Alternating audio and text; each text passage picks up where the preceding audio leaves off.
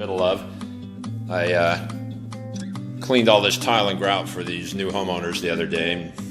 Obviously this is not a new install, but the grout was horrible. You never really know how it's going to look till you see it a couple days later once it's all dried out. All that pressure washing gets things very damp and dingy looking, but this came out way better than expected. And they can't afford to redo the counters right now, so who knows what really happened here. This looks like a top mount sink that was installed incorrectly, and flexing and whatnot has caused this all to pop out virtually all the way around. So I'm going to use Grout Additive, which is a 2-part slow curing epoxy mixed with sanded grout, and fill all this in and see if I can get a little in here as well as around the perimeter. They'll get some enamel or something to cover these up, and probably a couple of years they'll rip this out and replace with a solid surface, quartz or granite or something, and get a new countertop. But this is a fairly quick and easy fix and far more affordable than any other option. I left my trusty dry prod here to get them back in business soon, and this was sealed after cleaning, so I don't need to do that again. And let's go mix up some grout and I'll show you what's up. And by the way, I think I'm gonna, well, this is right on the border of needing some backer rod put in there so that you're not wasting product, but it's, I don't know, it's not that deep. It'd probably be stronger if I just fill that with epoxy. So I think I'll mix up a little more than I originally thought. You can tell where I bought it. I think it's like $34, and generally good for about, oh, let's say maybe 30 feet of 1/8 inch grout line, something like that, or 2 or 3 3-sided shower stalls. So you get a horse syringe that, although a little challenging, you can pack it full of the product and squirt her in. You get the 2-part product. It's 2 to 1. And some gloves, mixing cups, and a vortex exhaust diverter indicator lever, formerly known as a tongue depressor.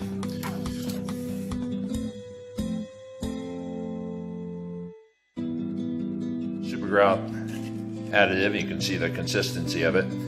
This is a half portion, so it's 1 full ounce of part A, half an ounce of part B, the hardener, and 3 ounces of grout. And I add 1 ounce of grout at a time, mix it up, and that last ounce is pretty challenging to get all mixed in by hand.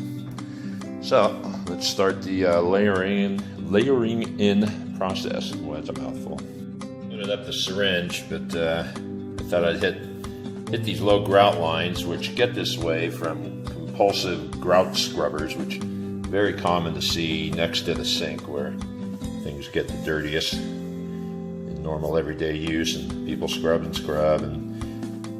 start using acidic products to get it whiter. So usually trying to add new grout to old grout is kind of pointless. It just comes right off. You can use acrylic admixes, which is kind of a concrete glue and fortifier, and that works okay. But this product here, being an epoxy, really creates a great bond. You can see like this area right here, it's just a little low. You're seeing the sign of or the lippage there, if you want to call it that. So we'll just add a little bit there and try and build up that edge so it's not so obvious. And then you take a microfiber, this thing's kooky, and you're gonna, works best with warm water. Basically, it's just gonna, the excess will wipe right off, and it leaves a real nice finish with just a couple of wipes. Extremely easy to work with, much more forgiving than caulking or silicone or normal water-based grout. So tend to go one way. Let your fingers do the walking through the towel to kind of leave the right level. And keep because the part A is virtually white on this product, it always looks too light no matter what color you're using when you first put it down. So you come back the next day and it always looks fantastic. But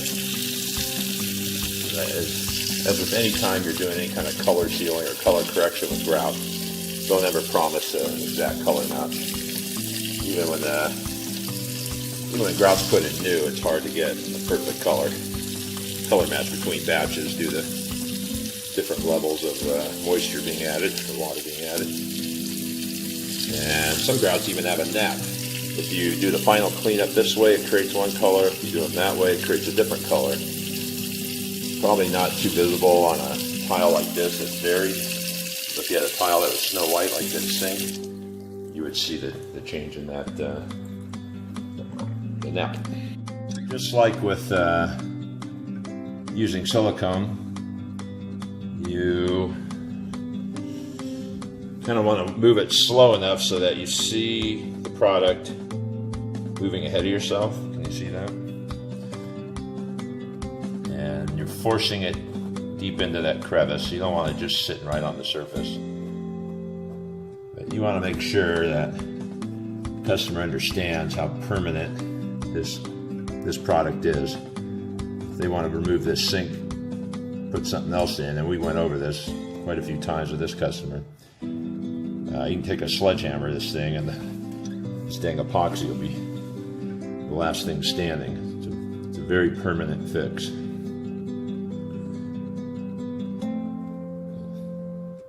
But it's pretty darn affordable in my opinion. And fantastic alternative to using the standard white latex caulking that most handymen are going to do, most husbands. See this? There we go.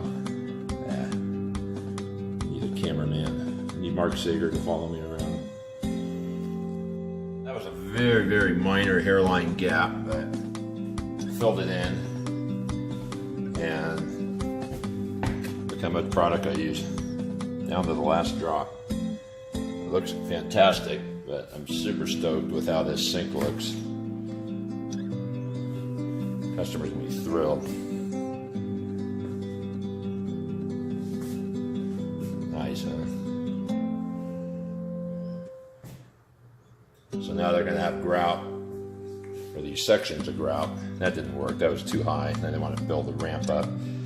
But this is going to be totally impervious to any sort of absorption or staining. So they're going to have a real easy time of it cleaning their counter here until it gets replaced. Didn't want to do against the wood, although there are some gaps there in case they knock this out and put a new counter in there.